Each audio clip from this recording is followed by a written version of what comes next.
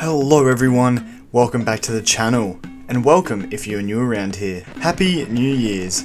Hope everyone had a great 2023, and here's hoping 2024 will be even better. Now in today's video, I'm going to be looking back at my first official year of being a trophy hunter, and all the platinums and 100% I earned in about a year plus a month and a half.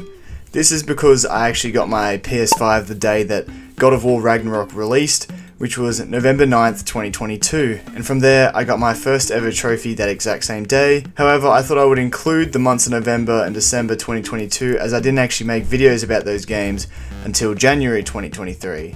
Speaking of, this video will also act as a 1 year anniversary since I posted my first video on January 4th, 2023, hence this video coming out a year later on January 4th, 2024. And so quickly, I would just like to say a massive thank you to all those who have subscribed to the channel over this past year and supported all the videos I've posted. I'm so appreciative of everyone and it truly means the world to me, so thank you for supporting me on my first year of YouTube. And for the 83.9% of people who watch my videos but haven't subscribed yet, it'd be awesome if you'd consider subscribing to keep up with all the content I post. And to everyone watching, make sure you hit that like button and leave a comment down below how many platinums you got in the past year. Also, if any of these games interest you or you want to know more, feel free to check out my playlist where I have included every single game I have platinumed and 100%ed. It should be up in the top right of your screen now. Now, let's get into the games I platinumed over the last year.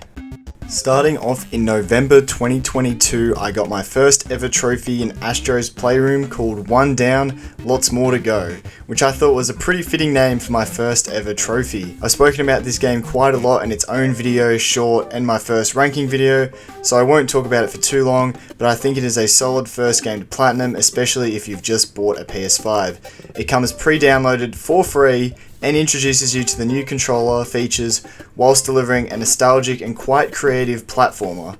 And the platinum and 100% is straightforward with inbuilt PlayStation hints to help. I'd say it is about a 2 out of 10 difficulty and it took me around 3 hours to complete.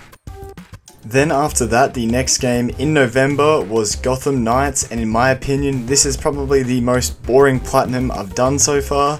I honestly don't think it's a bad game, it's just very mid and it kind of just exists.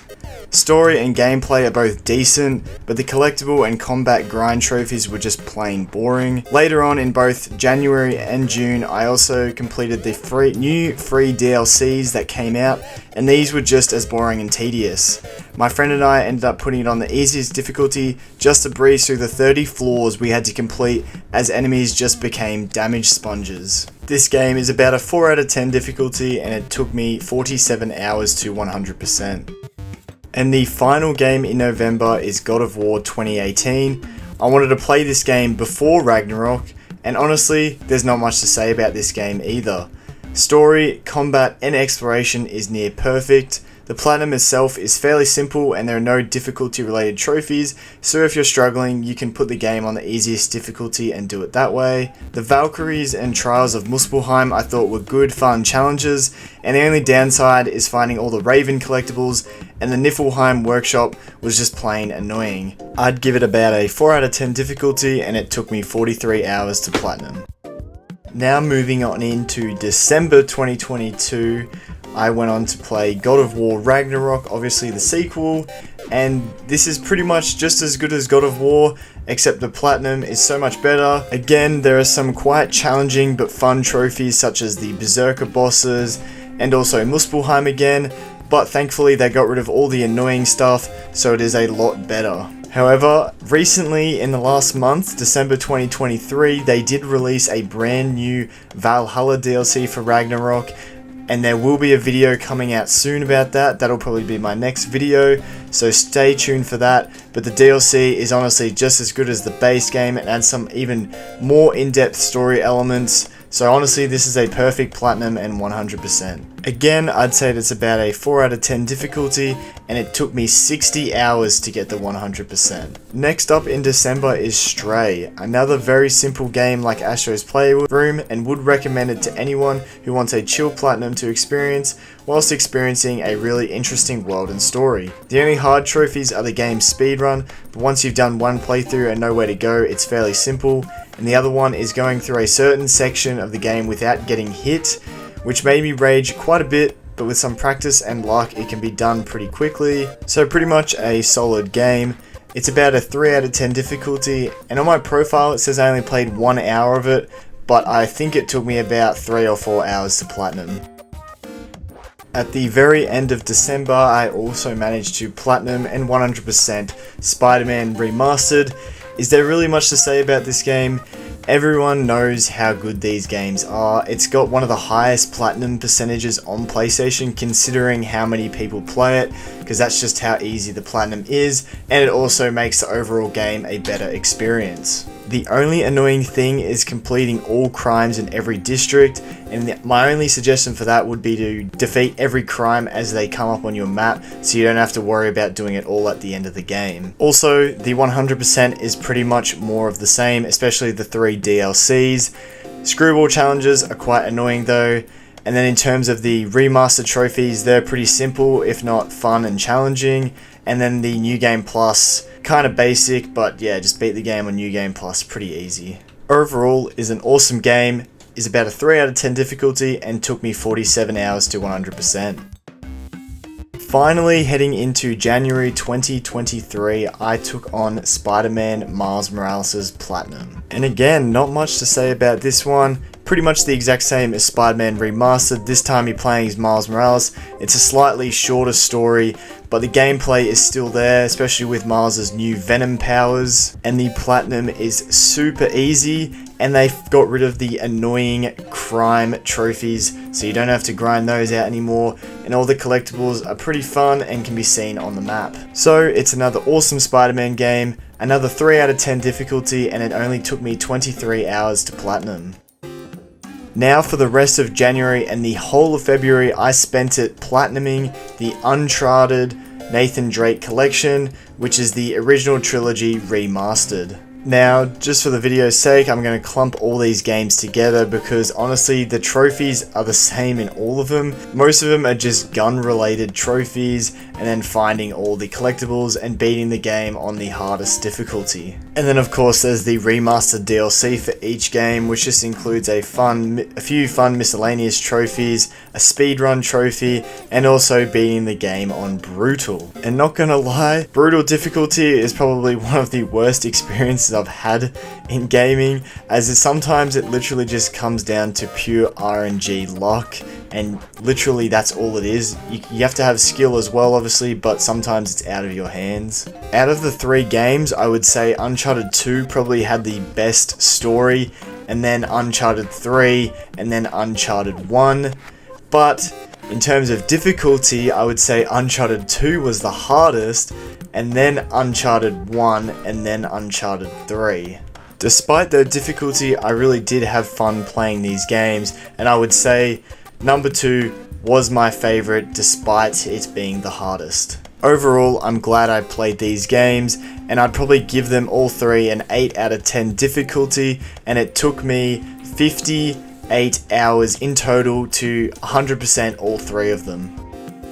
Now moving on to March 2023, I took on Uncharted The Legacy of Thieves collection, which includes both number 4 and the Lost Legacy spin-off game. Unfortunately with this collection, they only made it have 1 platinum for some reason, and they turned the Lost Legacy's platinum into a gold trophy that you have to get in order to get the Uncharted 4 platinum. The only reason I didn't actually do the original games is because I couldn't be bothered doing the Uncharted 4 multiplayer. And I also wanted to play the best versions of these games, which is the PS5 remaster. In terms of the platinum and 100%, these 2 games are so much easier than the Uncharted Trilogy remaster, as the controls aren't as janky and the AI don't kill you in one shot when you're playing on the hardest difficulty.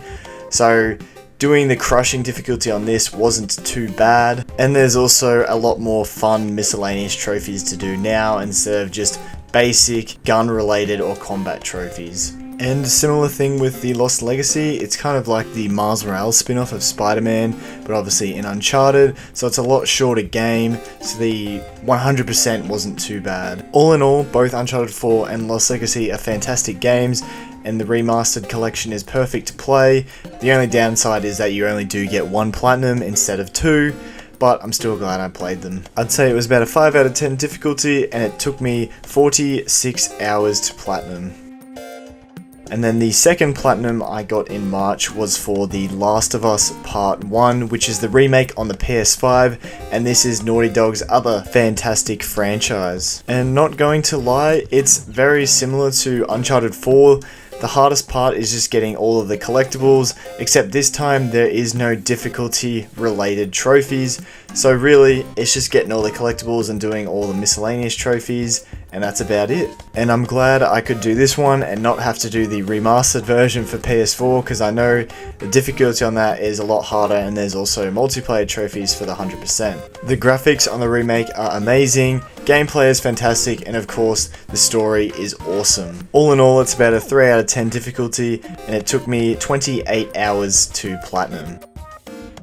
And so of course, the following month in April now, I went on to platinum and 100% The Last of Us Part 2. Now obviously there's quite a bit of controversy surrounding this game. Personally myself, I did not mind the story. I thought it was alright. I thought it was pretty cool how they tried to do something different, and it might not have worked out in some people's mind, but I didn't mind it.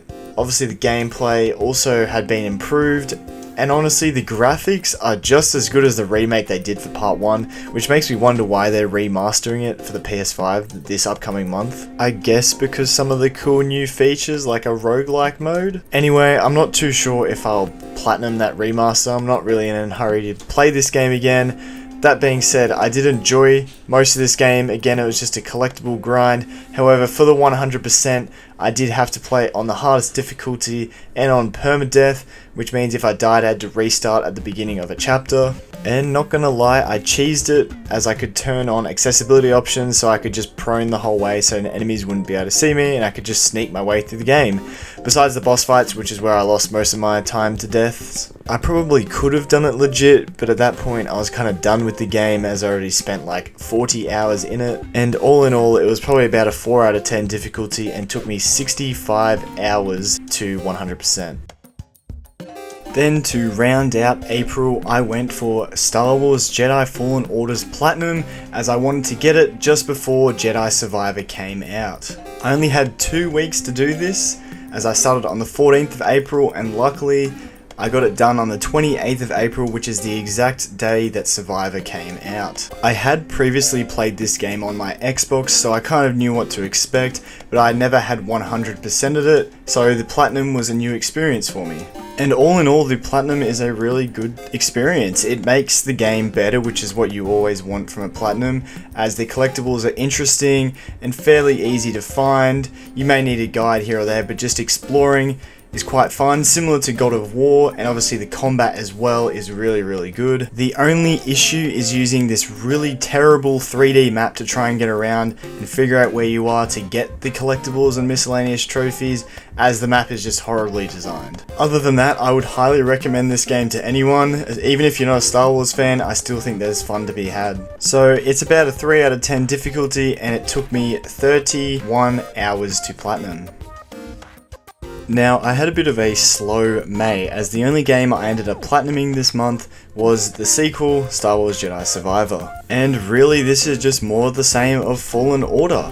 It's just a collectible, miscellaneous trophy grind, but it's still lots of fun, the story is good, combat has been improved, and thankfully the 3D map was fixed as well, and it was so much easier to traverse the environment. And so in the end, it was just an overall solid sequel. And it's about a 3 out of 10 difficulty, and it took me 47 hours to platinum.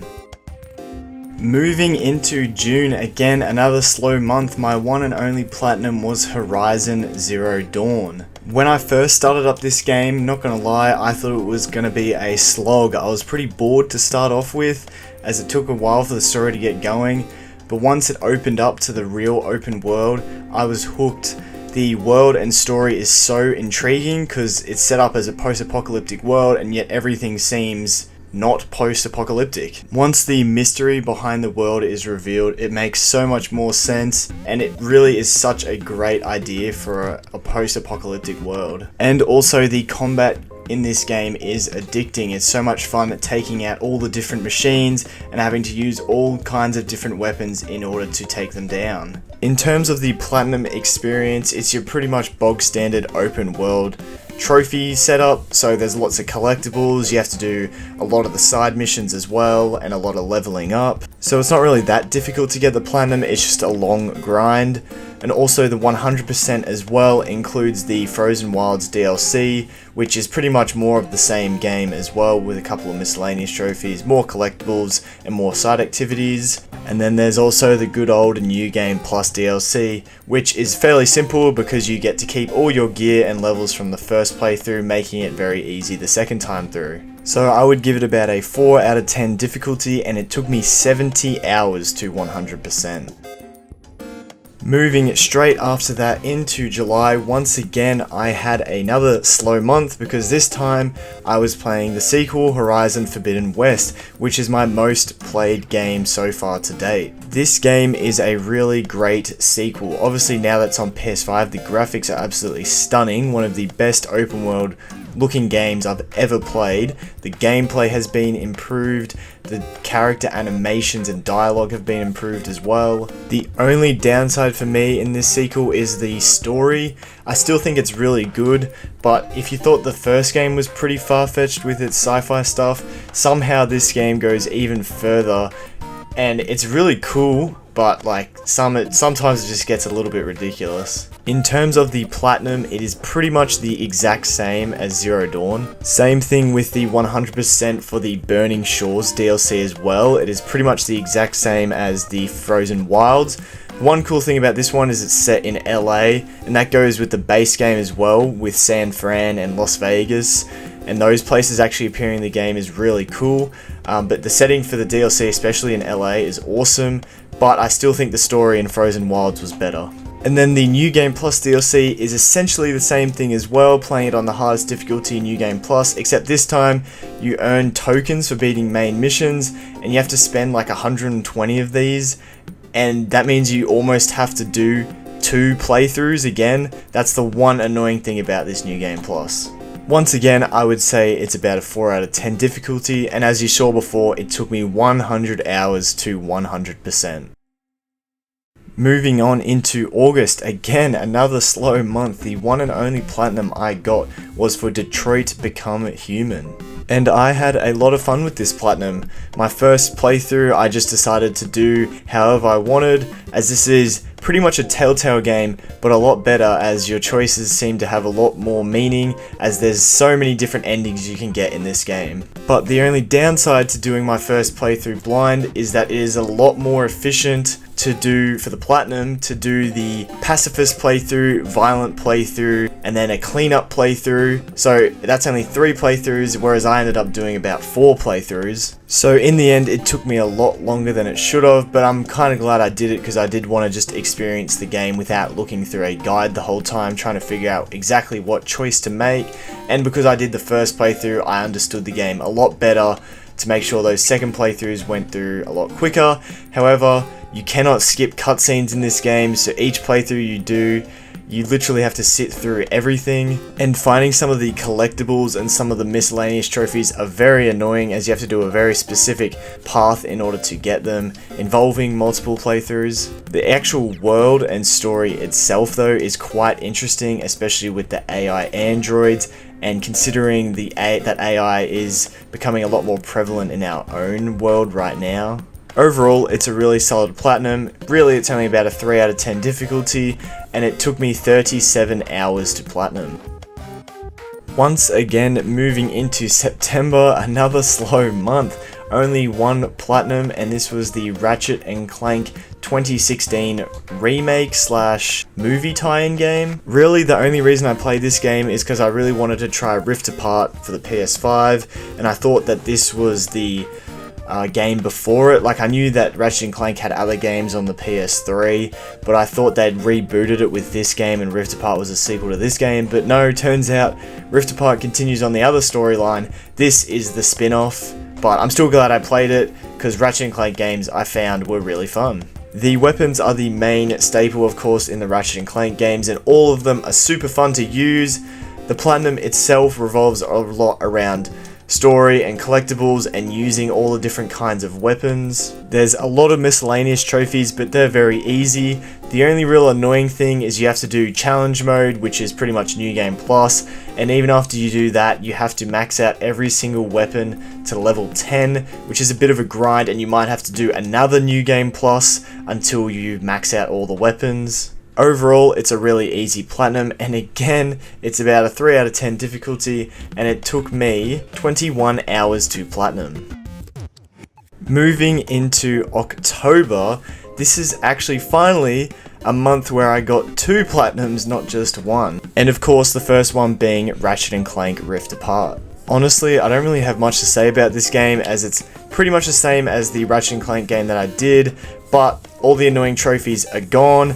And this game is awesome. It's such an underrated PS5 game. The story is so much fun. It's such a quick and easy Platinum. I could recommend it to anyone. This is definitely one of my favorite Platinums that I've done. I'd say it's only about a 2 out of 10 difficulty, and it took me only 16 hours to get the Platinum. Staying in October, I took on another sequel which I was super hyped for as it came out that month, and that is of course the masterpiece that is Spider-Man 2. Everything in this game is awesome. Gameplay is the best it's ever been in a Spider-Man game. The story, honestly I'd say I still prefer number 1, but I still thought the story was amazing in this game. And honestly, the same thing with the side missions. I think I remember the side missions in the first game being a little bit better, but again, I was still happy to do them, and same with the collectibles, they didn't feel like a chore, they were lots of fun. Overall, I was super hyped for this game, and it definitely delivered. I'd say again, it's only about a 3 out of 10 difficulty, and it took me 27 hours to Platinum. Keep in mind though, these hours could go up, because they're most likely going to be bringing out DLC for this game, and you know for sure that I'm going to be going for that 100%. Moving on into November, the first of 2 games that I got the Platinum for in this month was Ghost of Tsushima. And honestly, this is probably the best open world game that I have platinumed. It was so much fun, one of the best experiences I've ever had. The Platinum itself is very straightforward. You pretty much just have to do all the side activities and side missions, and even though that is a long grind, all of it is fun, nothing feels like a chore, and the combat absolutely carries this game. And the story is just beautiful. And of course, same with the graphics as well. The environment is so awesome to look at, one of the best environments I've ever seen in a game. Along with this, the single player DLC did not disappoint either, as essentially it's pretty much more of the same as the Platinum, and Iki Island is just as beautiful to explore. And there is also New Game Plus DLC, which is fairly simple. You just got to beat the game on New Game Plus. I've released a video for both the Platinum and the single player DLC, and currently I am working on the multiplayer DLC, so keep an eye out for that video as well. Not gonna lie though, sneak peek, multiplayer DLC is a lot more frustrating than single player. Overall, just including the Platinum and the single player DLC, it's probably only a 3 out of 10 difficulty, but this would definitely go up when I complete the multiplayer DLC. And at the time of editing, I've played 86 hours, with still a little bit more to go to finish off the multiplayer DLC.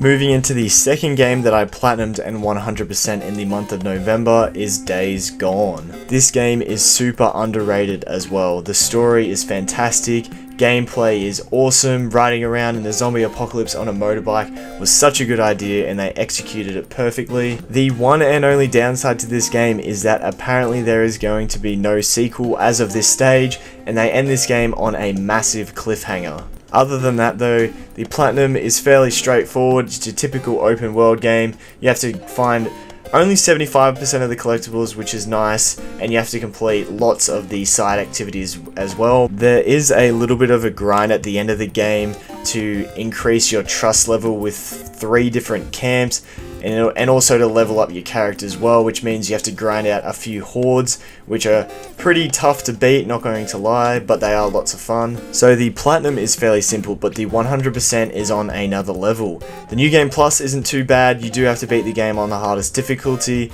but on New Game Plus you keep everything, so it makes it pretty easy-ish. But then there's the challenge mode, which is a whole nother beast.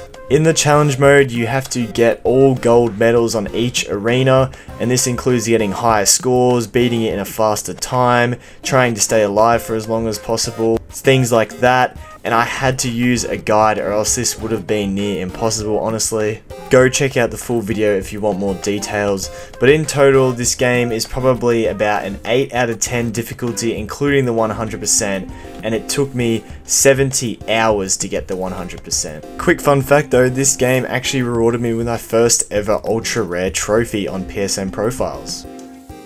Moving from one hard game to another, the only platinum I got in December was for Sifu. Now this game is actually quite addicting. The combat is so smooth and fluid, except this game is very hard. I died and failed quite a lot in this game, and of course the hardest trophy in this game is beating it by staying under 25 years old. And that is the key mechanic of this game, is every time you die you get resurrected but you age. So pretty much you can only die like 3 times in the whole playthrough, which means tons of enemies, 5 bosses, you have to defeat all of them while staying under 25. After lots of practice and dying, eventually I did get this done, but I was in for even more of a shock as going for the 100% made the platinum look easy. Honestly, I would highly recommend you just go check out the full video. I explain it a lot more in detail, but this is definitely my hardest platinum ever, and it is also my proudest platinum that I was able to get it done. And doing the 100% also rewarded me with my most rare trophy that I currently have on PSN. I would have to give this game's platinum and 100% a 9 out of 10 difficulty, and it took me 53 hours to get this 100%. And that brings us to the end of December. Now I probably would have more games in the month of December, however I was doing the new Valhalla DLC, so keep an eye out for that video. I have been doing the Ghost of Tsushima multiplayer DLC, so keep an eye out for that video coming soon. And also I started the Shadow of the Colossus Platinum, and I actually just finished that yesterday, so technically I got the platinum in January, not December, but keep an eye out for that video coming soon as well. And that brings us to the end of all the games I platinumed in the last year. In total, that comes to 24 platinums. And honestly, I think for my first year doing that, that is a pretty good number. I've done some pretty big name games. I've obviously focused a lot on PlayStation exclusives, as I've never had a PlayStation before, but hopefully in future I'll be able to do some more game series and take on a whole franchise perhaps. I'm looking forward to 2024, and if there's any games you want to see me platinum in the future, let me know down in the comments below. So once again, a massive thank you to all those who have subscribed to the channel and supported my videos. With your continued support, hopefully I can continue to make even better quality content, and hopefully my second year on YouTube can be just as successful, if not better, than my first year. And so once again, happy 2024, and I'll see you guys all in the next video.